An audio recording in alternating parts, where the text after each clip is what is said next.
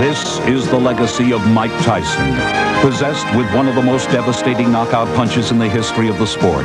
This incredible specimen of boxing talent has, in a few short years, risen from the daily struggle for survival to the elite class of the world's greatest champions. He is a superstar of the 80s whose records are at the top of the charts. These are Mike Tyson's greatest hits.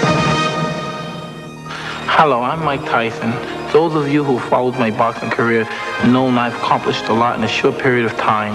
It happened way back in 1980 when I first met Customato, the world-famous trainer and manager.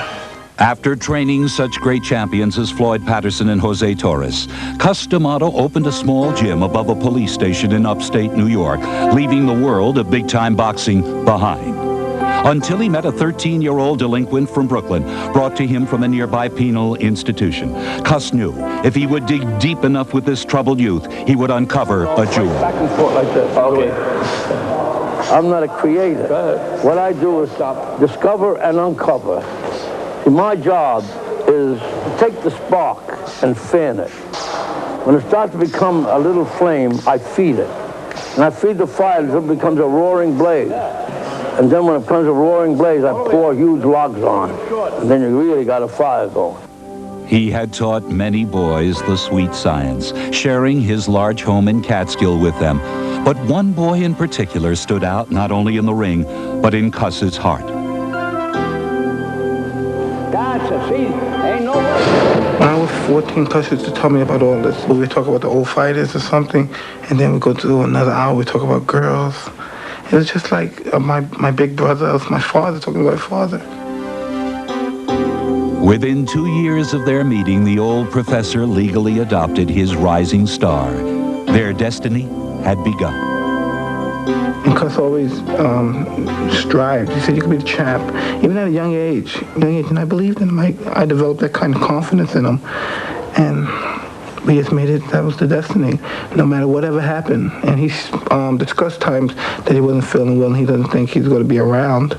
But he said, no matter what, the job must go on.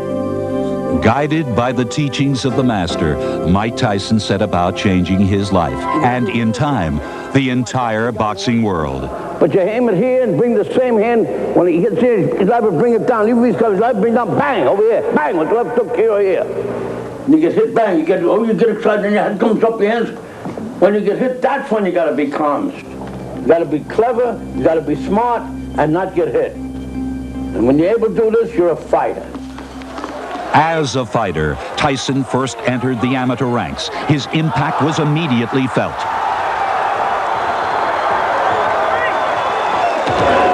After a successful amateur career, Mike Tyson now stepped into the ring as a professional. It was a new game for the 18-year-old.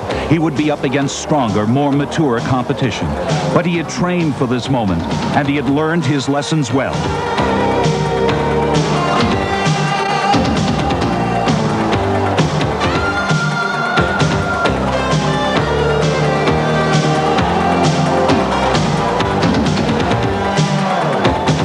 As he had been taught, he was putting on a great show.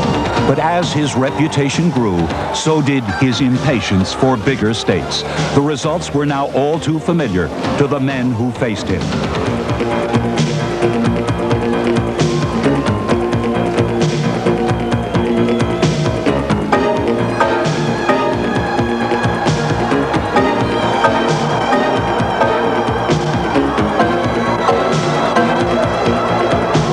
He fought like a seasoned veteran, stalking his opponents, choosing his punches well.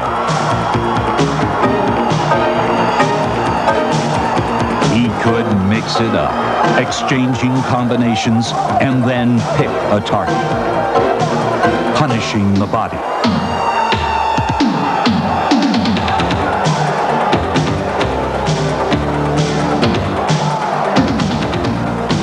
And if they made the mistake of getting up for more, launch a cannon to the head.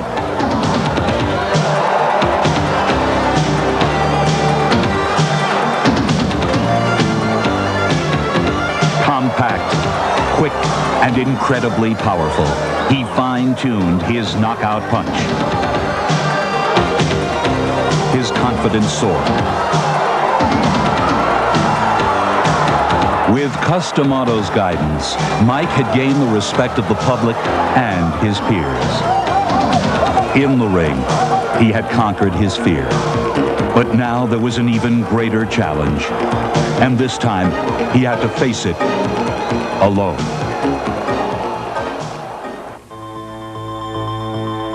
On November 4th, 1985, just 3 days after Mike Tyson knocked out his 11th straight professional opponent, Cus D'Amato died of pneumonia. Though the master was gone, his voice still echoed in the gym he called home. Your mind is not on your way. There's something distracting you. And remember, it's always good to throw the punch where you could hit him, he can't hit you. That's what the science of boxing is all about. The master instilled in the student his experiences and thoughts to carry him through his journey. Words were his tools, words that are still very much alive today. You know what I like about it's about the coward and the hero, that both of them feel the same. It's what they do that makes them different. In other words, the hero feels just as frightened as the coward. But it's just that the coward, he runs. Instead of the hero, he feels the same, and he has the discipline, and he just makes himself go through whatever has to be done. That's what he does that makes him a hero, and what the other fellow doesn't do that makes him a coward. It was D'Amato's philosophy to build will rather than skill. With Mike, he had succeeded. He had bred in Tyson the heart of a champion, a heart that had other feelings as well. You know, it really is difficult because I did miss him a lot. But even besides, before, when Cus was around, I was always that way. I used to always keep things to myself. I always kept things to myself. But it's just that I let some things out. I spoke to him about some things that were on my mind. But when things get on my mind now, I don't talk to anyone about it. If Cus was around, he would tell me things. And he would explain this is what I would do. And so I would tell him, yes, but just don't worry about it, Cus. Everything's going to be all right. And he knew not to worry about it. There's no way we could fail. We must succeed. Determined not to fail the memory of his beloved tutor, Mike returned to the ring with a vengeance. Immediately setting a course on the road to the heavyweight title.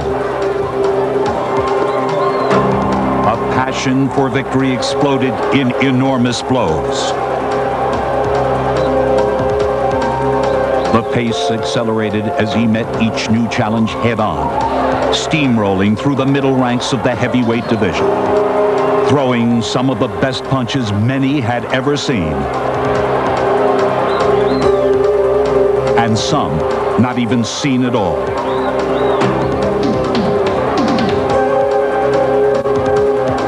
During the last 10 months of 1985, in his first year as a pro, Mike Tyson had knocked out all 15 of his opponents.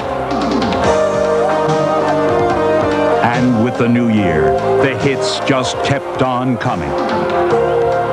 Even when pushed into the middle rounds of a bout, he could unleash unbelievable combinations.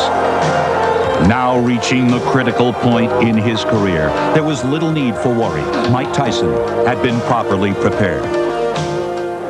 His new co-managers had built the foundation along with Cus D'Amato by providing lessons on all the great old fighters from their extensive boxing library. At this stage, the late Jim Jacobs and partner Bill Caton developed Mike's progress. Our chief responsibility has been, over the last year, to pick the opponents for Mike Tyson. Nothing is more important than the opponents you pick for a fighter. The strategy was set to showcase Tyson at his best. When someone sees a Mike Tyson fight, we want them to leave the arena saying, when can we go see him again? We decided the time was at hand for the marketing of Mike with a technique that had never been used before, simply because video cassettes were never really available to a manager before. We prepared cassettes of all of Mike's fights and sent those cassettes with a covering letter to the top sports writers and top television personalities throughout the country. For Mike Tyson, the value of the press has been priceless, as one of boxing's most respected writers can attest. The press plays a very big part in the sense that if a promoter or manager knows how to use the press, you get the amount of ink, the timing of the ink, in such a way that getting a title shot pays. Anybody can get a title shot if you want to pay for it. The idea is to get the title shot so it pays you. That meant generous contracts, both from network television and a long-term deal with HBO. I don't believe there's ever been a fighter who has reached this prominence this quickly in the history of boxing. Yet, as the center of all this attention, Mike, like the pigeons he raised, sometimes wished he could just fly away. But can I tell you something? People wouldn't want to be in my shoes. They really think so because they say, wow, I can make money, I can get rich. But if they had to go through some of the things I had to go through, I think they would cry. Sometimes it's so depressing you got to go through. Like, they always want something. They want to find a way to get your money. It's always people just as hard as you work in a gym, there's people working that hard to separate you from your money. I'm doing my job 100%, and I expect them to do their job 100%. The result's a foregone conclusion. There's no way we could fail. The next step would be a network television debut in front of a partisan home crowd. Tyson was aggressive but wary, measuring his opponent through 5 rounds. There was some question about his stamina until he punctuated the answer with a swift uppercut.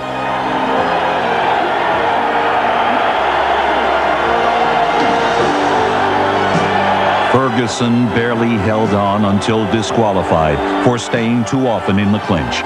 Mike Tyson had staged an impressive first effort for a rapidly growing number of fans. Nationally recognized as a legitimate title contender, this gladiator proudly displayed his trademark: black trunks, no socks, no robe. Now he would meet boxing's best, fighters with broad experience who knew how to neutralize his attack.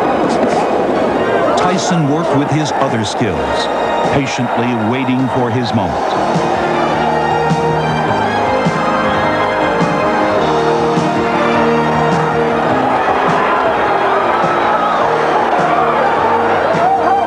But this was a tougher breed of boxer than he was used to, and despite the victories, it was hard for him to control his frustration.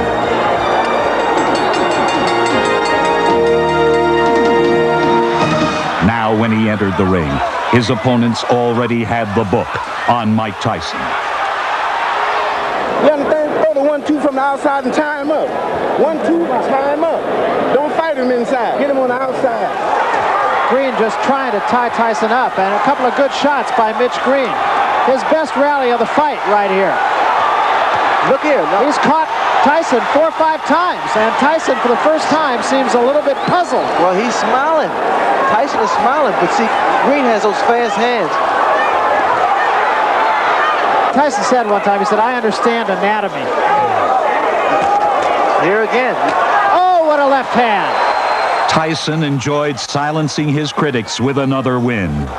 And going 10 rounds, I'm telling you, it's fun. I'm having a good time in there. And the fun continued, but not for the men who chose to step into the ring with Mike Tyson.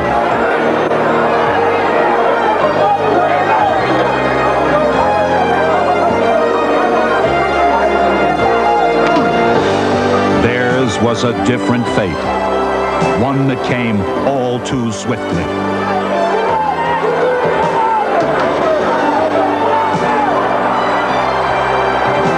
Once again, the look of a devastating knockout puncher returned. Still, his critics wondered if Mike Tyson could hold his own against the big heavyweights, the ones who could take a punch and come back for more. And Jose got the worst of that one. The mouthpiece goes, and Tyson is on top of him. Rebalta ties him up. He's still got a long way to go in this 8th round, halfway. There's a big right hand, and Rebalta is about to go. Ties him up again, showing a lot of moxie. Oh, what a shot, and Rebalta's down. but he is in some trouble. Oh, he's seriously hurt this time, though. Hey, how you doing? You want to continue? Yeah, okay. Oh. So do you want to continue? He said, yeah, hell yeah. That's a fighter. And that's it. With another knockout in his next fight, he had completed all the lessons. Mike Tyson was ready to graduate. Now I was ready to challenge for the heavyweight title. My lifelong dream was about to come true. The only person standing in my way of the title was Trevor Berbick. After defeating Pinklin Thomas for the WBC title 8 months earlier, Trevor Berbick was determined to keep his prize. But someone else had other ideas. Despite some impressive measurements of his own, Tyson gave up a distinct height and reach advantage to the champion. In the ring, however, he measures things differently. It's to my advantage because most fighters are used to fighting opponents 6'3", 6'2", the average heavyweight. And I feel that I use it to my advantage because I move my head, I'm very quick, and I'm low to the ground, and it's very difficult to hit me. I get a lot of leverage from my punches, and it doesn't matter if I punch up or straight or down or around. I have good leverage. Jabbing is all to do with timing. If you throw your jab at the right time, you could be 5'6", and I'll jab a guy 6'4". When I was younger, I used to always say, God, I'm just a midget. I'm never going to grow. I'm never going to be anything because I'm too short to do any kind of sports, anything. But then, I started believing in myself, and things worked out right. And the way things worked out brought him here. This is the main event of the night. 12 rounds of boxing for the WBC Championship of the World. At age 20 years, 4 months, and 22 days, Mike Tyson could, with this win, become the youngest heavyweight champion ever, surpassing the record of Floyd Patterson. The key in this fight for Tyson is to be patiently aggressive, not to fling himself into clinches as he has done. The key for Berbick, in my judgment, is to hold him off and smother Tyson and hope for a long fight that wears him out. Then he can be in the hunt. Well, I feel is imperative for both fighters to keep those hands hot.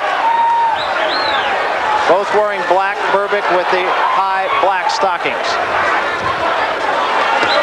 Left hook, Tyson. What's Berbick's trying to do? He's trying to overpower Mike Tyson. And he's abandoning doing what he normally does best, and that is to use his whole body, to use those broad shoulders.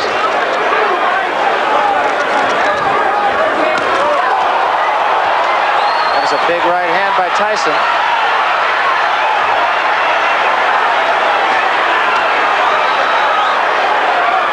This crowd is right into this fight, right at the bell. I would not be surprised when these guys go down because they're throwing big shots, and both fighters are a little cold, a little stiff here. A little tight. Right hand, Tyson, and a left behind it.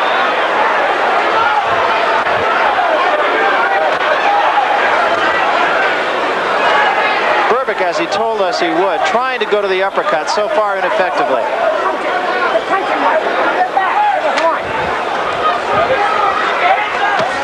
Big right hand, Tyson.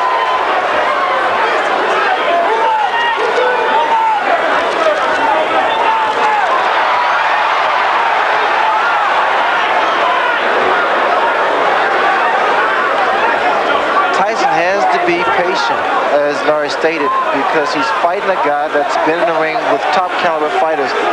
So he knows how to get a breather, get that second wind going. Another big left hook by Tyson. I mentioned this earlier, but Tyson's punches even sound different than most heavyweights.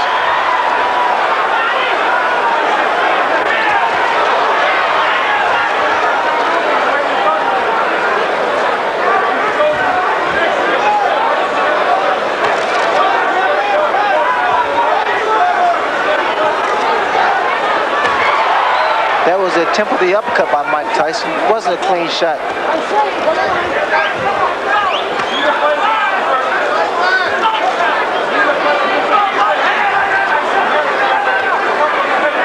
Trevor appears to be trying to keep Tyson backing up, making him fight his fight.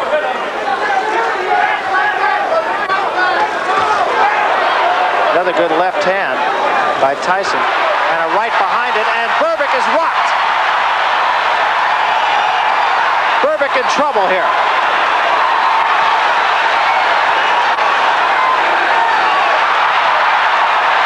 Berbick just trying to get through the round. He's hurt, no question.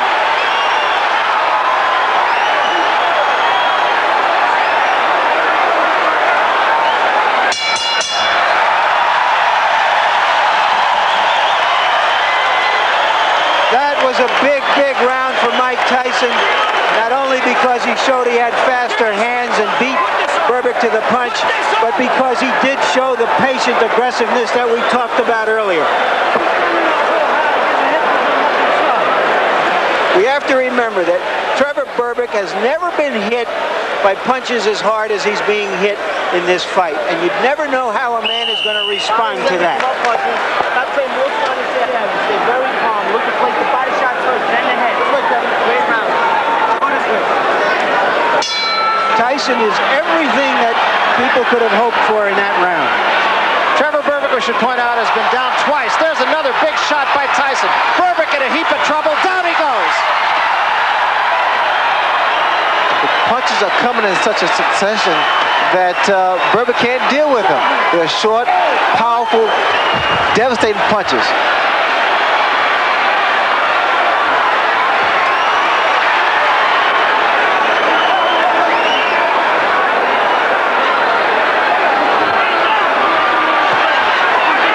Berbick is still hurt.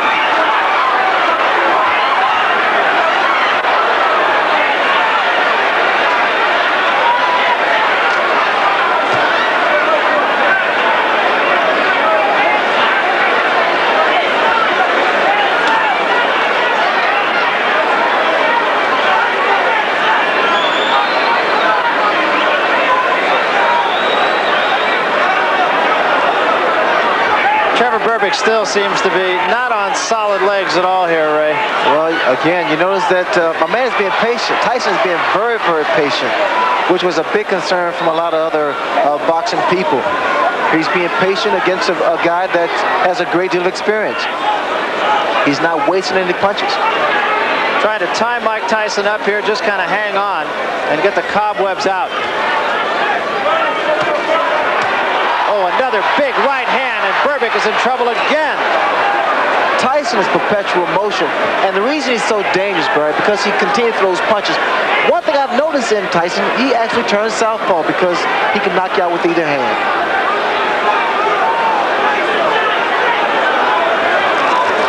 He has good leverage because he keeps his balance. He missed with that uppercut, but didn't miss by much.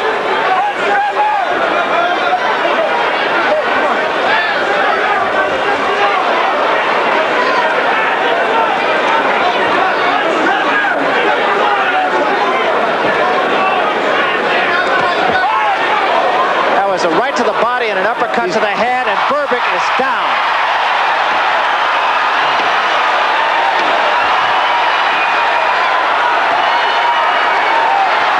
This one is going to be over, I believe. It's over. That's all, and we have a new era in boxing. See, we understand the punching power of Mike Tyson. All you have to do is watch this replay, and Trevor Berbick has a very durable chin. He has never been hit that hard, that often by any fighter. Just tremendous shots and very quick hand speed. He set up the last knockdown with a shot to the body and came right back behind it. And you could see at this point that Trevor Berbick was not about to get back up. Mike Tyson did what Mike Tyson normally does, and that's fight. Yeah, and he does. That's with a capital F also. His mark was written in boxing history.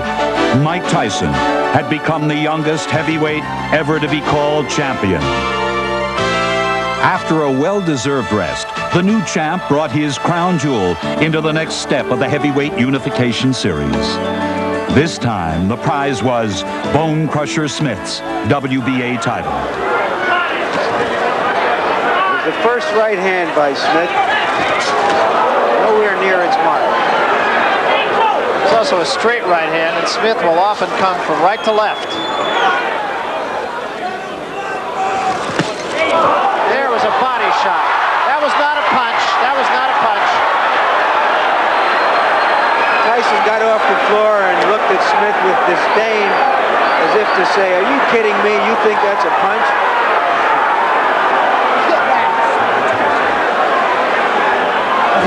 Maybe his game plan, well, he thinks you're going to get tired. Maybe just show him that you ain't going to get tired. You understand? Spit it out. Tyson is trying everything he can to try to get in one good punch.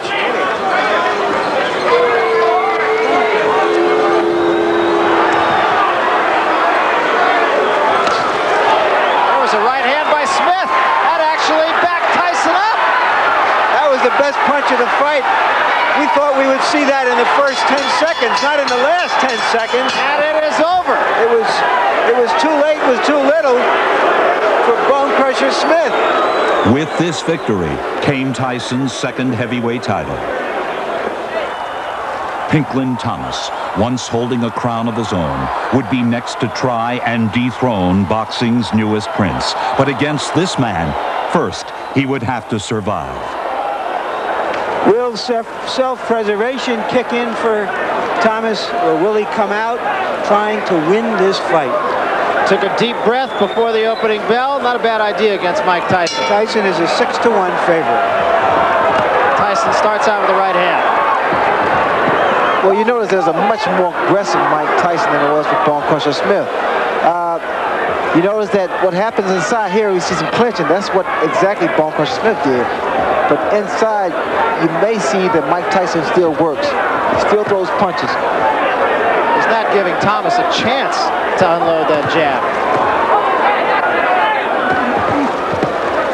What Angelo Dundee wants Pinklin Thomas to do is give him angles. Don't stand directly in front of Mike Tyson, because you see here, Mike can throw punches from either angle and with a lot of power. Yeah, Dundee said Tyson is a two-beat fighter. What he means by that is he comes in, he feigns left, he feigns right. There's a big left hand by Tyson, but Thomas is all right. You know why Tyson's able to nail so many guys is because he doesn't throw one or two punches. He throws a series of combinations, and one of those punches is going to land. The left hook there. Beautiful left hook. He has just not let Thomas uncork the jab. He's on top of him before Thomas could let the jab go. Well, I stated earlier, the key to this punch for Pinklin Thomas is the jab. He has not thrown the left jab to keep his man off balance. You see that it breaks your rhythm. The jab breaks the rhythm. Another big left hand. Thomas is hurt. 50 seconds left in the round. Long way. There's the uppercut.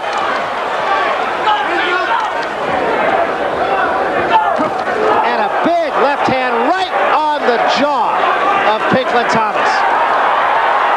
Thomas is in all kinds of trouble. Still 30 seconds to go in the round.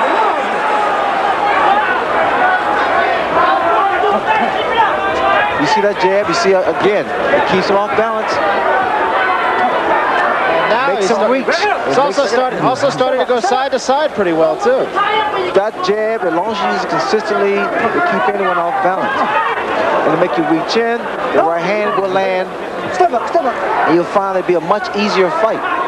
Pinklin Thomas really is almost starting to control the tempo of the fight. Tyson is almost fighting Thomas's fight rather than the opposite. And I've never seen that happen. Thomas is holding him a little bit. I wait to see Mike Tyson throw that bolo punch, kind of bolo, double right hand to the body, right hand to the head. That's another round for Pinklin Thomas, in my book. Bad intentions. Bad intentions, baby. Bad intent. What's the matter? He's getting tired. He's getting tired. Something has happened to Pinklin Thomas's glove. Yeah, we got Jada. And we wonder now what's happening here, whether he thinks Thomas is tired and he's done something. Remember the famous incident with the cut glove of Muhammad Ali when he fought Henry Cooper. You also remember early in this round that Mike Tyson commented to his corner that he thought Thomas was getting tired. So I'm just wondering whether Angelo is pulling something right here.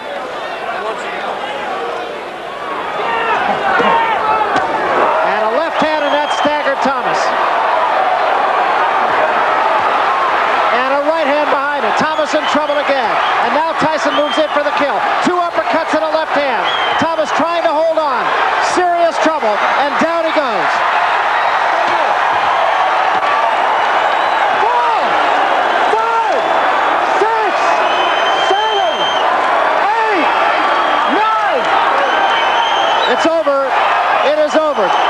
just did not make it by the count of 10.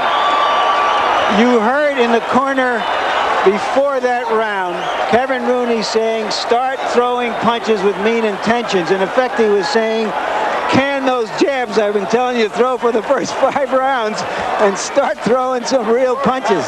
And when he did, he did. This convincing victory led to the culmination of the 18-month-long series to determine the undisputed heavyweight champion of the world. In the final event, Tony Tucker matched his IBF crown against Tyson's WBA, WBC titles. I was expecting Mike Tyson to jump right on Tony Tucker. Tucker, I had figured that he should at least tie his man up, try to frustrate Mike Tyson.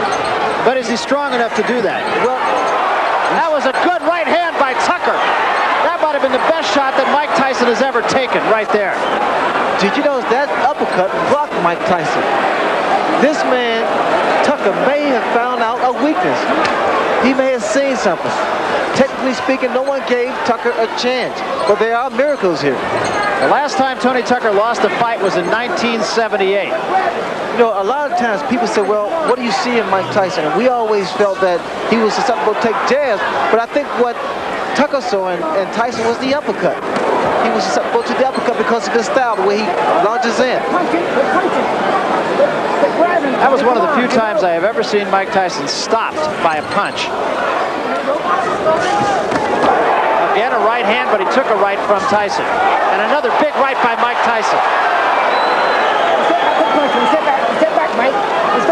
Did a very good first round for both men, and particularly for Tucker. There's a great left hand at the bell by Tyson.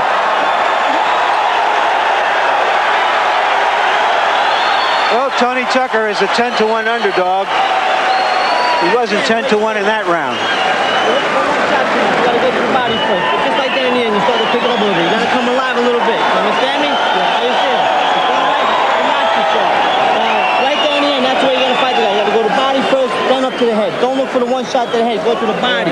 Body first. Now let's see the uppercut almost immediately after the bell. He follows a right with a left and rocks Tyson. The first time we've ever seen Tyson really rock back like that.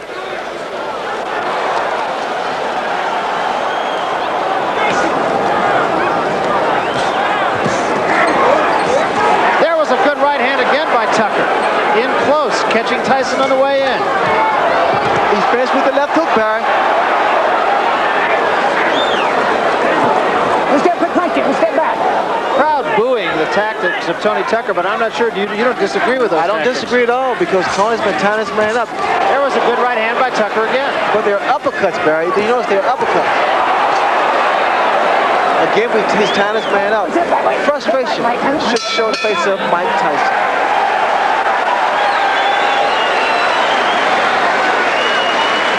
There has to be concern now in Tyson's corner. This is the most competitive fight he has ever been in. He's going one punch at a time. He makes you listen, then he pops you at one time. You understand? You got to take the knee, take the initiative. When you hit him to the fight, push him off. Don't grab him. Push him off and attack him. But through the middle rounds, the attack faded, and Tyson's time had come. There was a big left hand. Tucker says, no, I'm all right. I'm all right.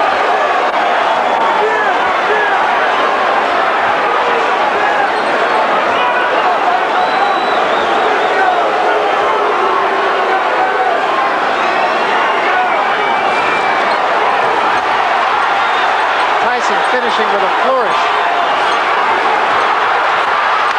And so is Tucker. Great finish to a pretty entertaining evening.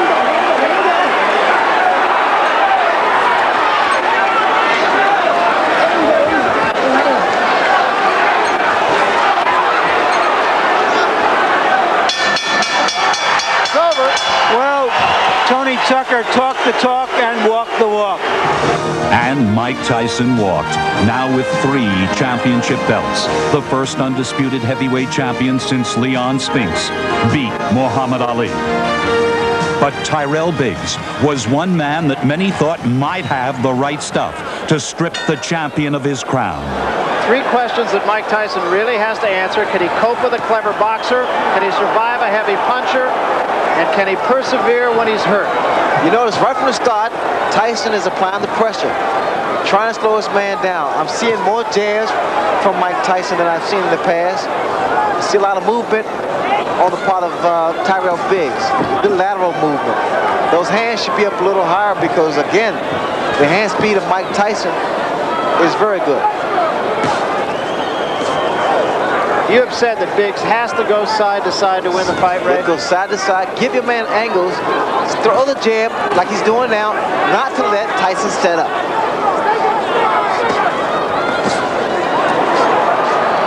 Tyson also said that he has found a pattern in Tyrell Biggs that he feints to the right before the punch actually is thrown. Well, whatever he does, the fact that Tyson has to set up to get that kind of leverage. See, a good snapping jab is very effective. Whether or not Biggs can keep this up is yet to be seen.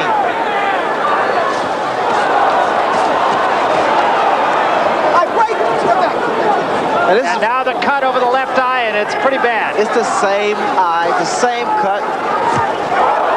And another big left hand, and Biggs is hurt. That 6 was beautiful. Let's see, 6-5-1, 6-5-2-1. Oh, come on, this guy's gone. Now listen to Come on, you're better fighter than him. Fire from your chin, though. The guy can't fight inside, so if you got no legs, fight him inside if you got no. Those numbers you heard were a fight combination. Customato, the mentor of Mike Tyson, used to put numbers on the different fight combinations, and Kevin Rooney is Tyson's disciple. I heard something interesting in Biggs' corner. Biggs told him, his trainer said, if your legs are gone, stand there and fight him. Stand toe-to-toe and fight him. So apparently the legs of Tyrell Biggs are shot.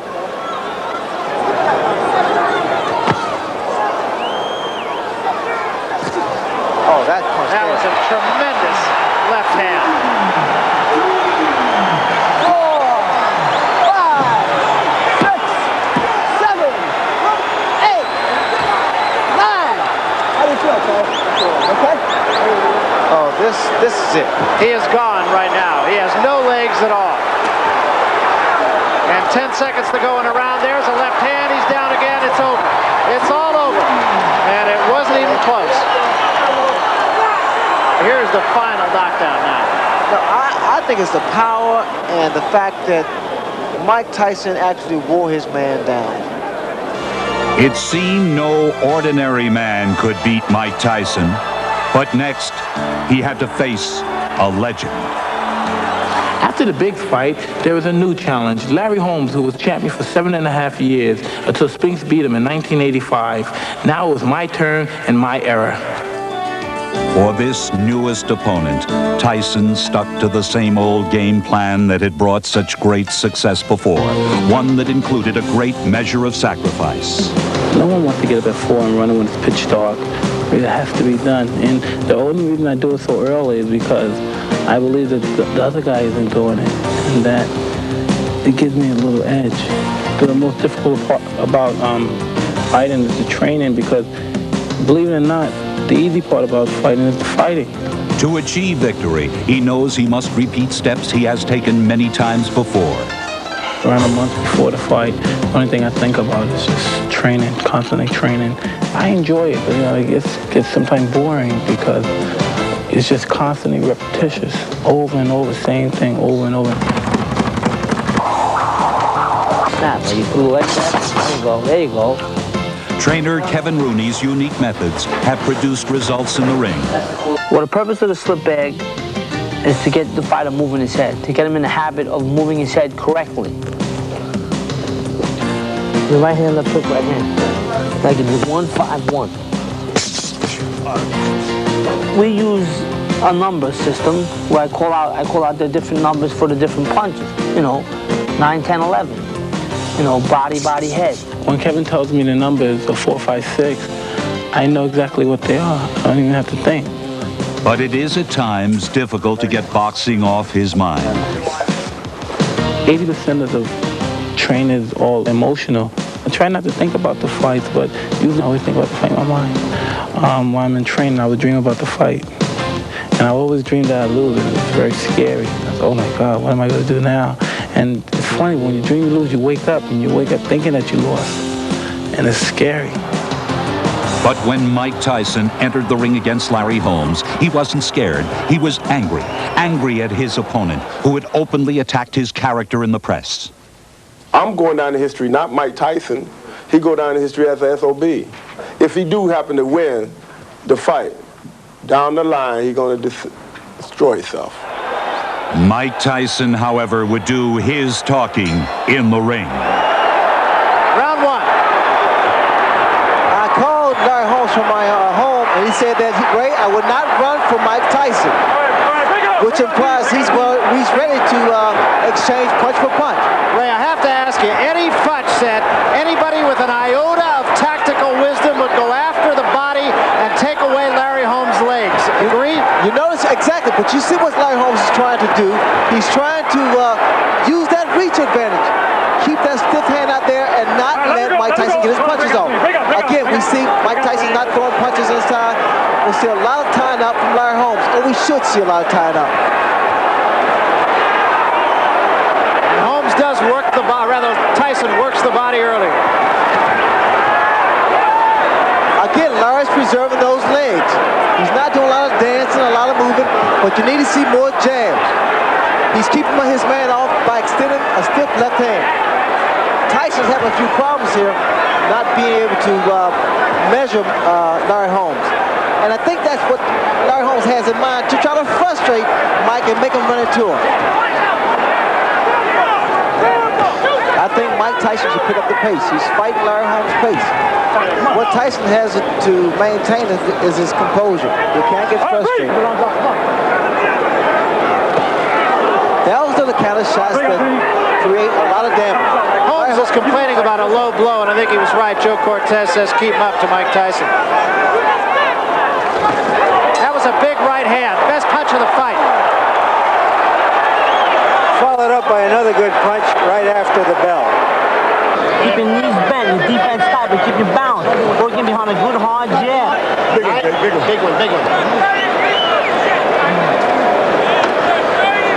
All right, Big Jack. Another one.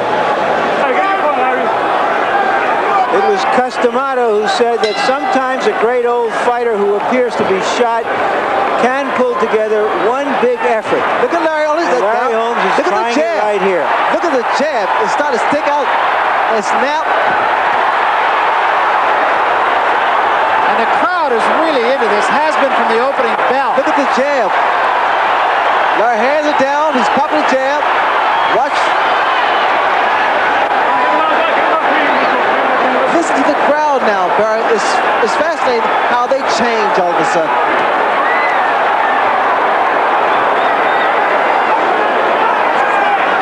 I seem to hear that same kind of reaction, I think, in another fight out in Las Vegas not too many months ago. Oh, yeah, people change their mind because all of a sudden Larry Holmes is putting up a pretty good fight. Well, we talked about the fact that Holmes one day said he would jab and the next day said he'd use his right hand and an uppercut. He's done both. Larry got hit by a left hook, Barry, because he stood straight up and wasn't moving and didn't have his hands up. And that's going to happen time and time again. He cannot afford to do that. Like here, for example, he must tie his man up. Let's go. Come on.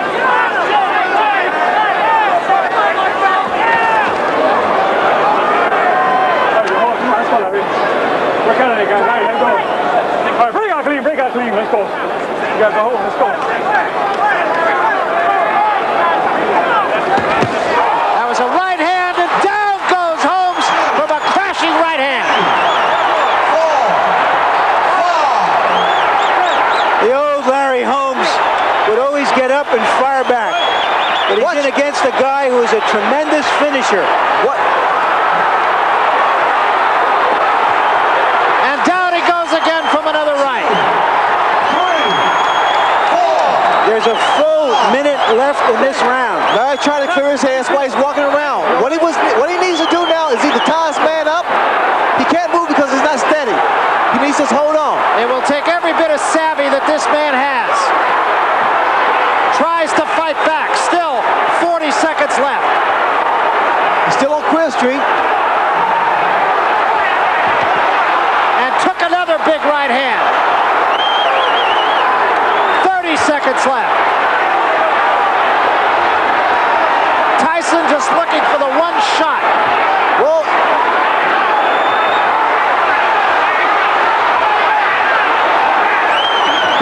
15 seconds left. Tyson still has to be careful because Larry, that shot, that's Huge it. right hand. That should be it. And down goes Holmes, and that's going to be it. It's over. That's all. The torch had been passed from the old king to the new king of boxing. Mike Tyson didn't realize the extent of his worldwide celebrity until he came to Japan to defend his championship against Tony Tubbs. When he arrived, the reception was overwhelming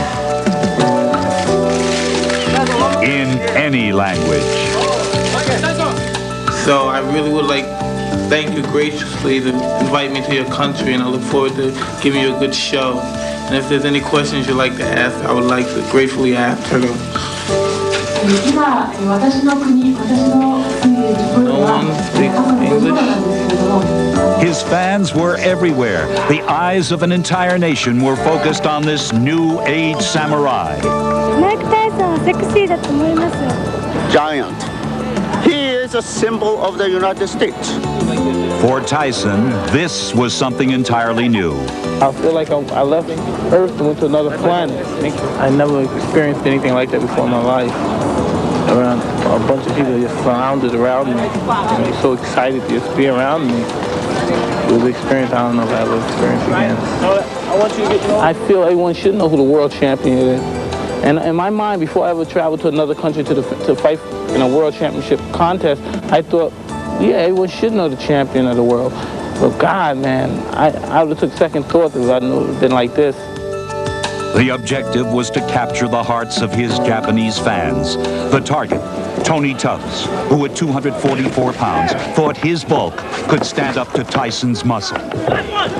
The startling hand quickness that Tubbs brings, startling partially because of the shape of his body. Well, here with Tubbs, the uppercut. I also noticed the uppercut of Mike Tyson. He's able to throw the same punch twice, under and over. Tyson missed with the left hook. Earlier, he had landed a wicked right to the kidney. Look for a looping right hand by Mike Tyson, because that's the punch I see that Tubbs is vulnerable to. He keeps dropping that left hand. 1 minute to go in round one. Tubbs landed a left and ducked away effectively. You know what to do, Sam. There you go. There you go. There you go. You know what to do, Sam. Speed, baby, speed. Come on, sweet. Sweet. Oh, right there. What Tubbs needs to be doing now, he needs to throw 2 and 3 jabs to kind of break the rhythm of Mike. Because what's happening, Tyson starting to set up. You need to break that rhythm with a jab.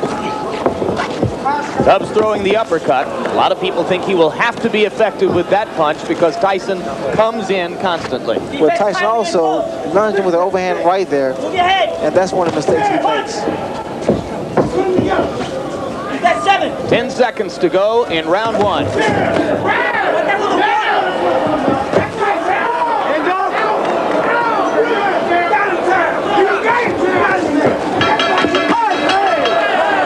One punch after the bell, and now Mike Tyson returns to his corner. I thought Tubbs fought a very effective round. I gave him the round. He landed some hooks, and he went to the body as promised. Remember, he told us that nobody has gone to Mike Tyson's body so far. Okay. Second down. Second down. Okay, good. Second down. Round 2. The talking in Tubbs' corner was done by trainer Odell Hadley. So now Hadley and Rooney have had their minute, and round two begins. Tubbs keeping that right hand up because of the left hook of Mike Tyson. But also, you notice now you see a much more relaxed Tony Tubbs. So now his punches are being more fluid. Look at Tyson with the rapid-fire 3 jabs in a row. Something new within the past year. Well, Tyson is starting to improve each time he steps into the ring. But what I see here at Tubbs is pretty much trying to get range. so he can drop his right hand, because in his corner they told him to drop the right hand. The left hook lands, but he needs to come back with the right hand.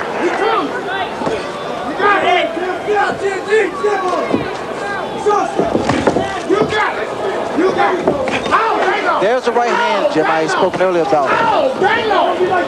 You must give Tyson angles. You can't remain stationary. Hands must stay up and stay out of the corners. But indeed, Tony acknowledged in talking with us, Ray, that you couldn't finesse Tyson completely. You have to be willing, as he said, to fight him. Well, you saw that double punch with one hand, sort of a bolo type punch. And those are the type of punches that do a great deal of damage, because the body shot, then the uppercut. Raises the chin up, and then the left hook comes into play. Good uppercut by Tubbs inside. Snap Tyson back a little.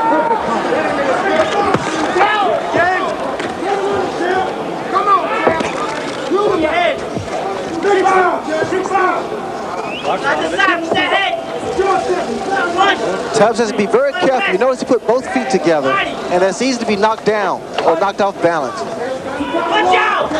He's trying to use his additional weight. Coming up on a minute to go in round two. Tony Tubbs so far appears in no way intimidated by Tyson's fury, as have so many of his opponents. Good left hook, good combination by Tubbs. Open up.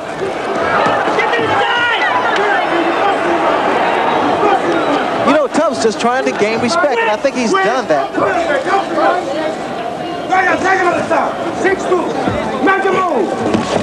Good left by Tyson.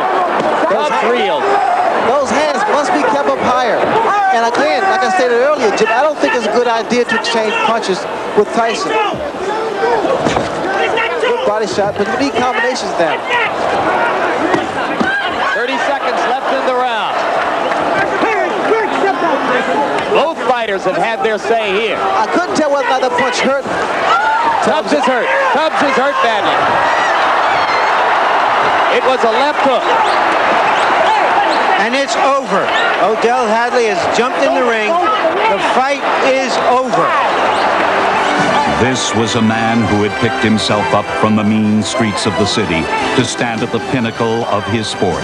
This era belonged to Mike Tyson. So there you have it. I hope you enjoyed taking a look back at my career. And believe me when I tell you, the best is yet to come.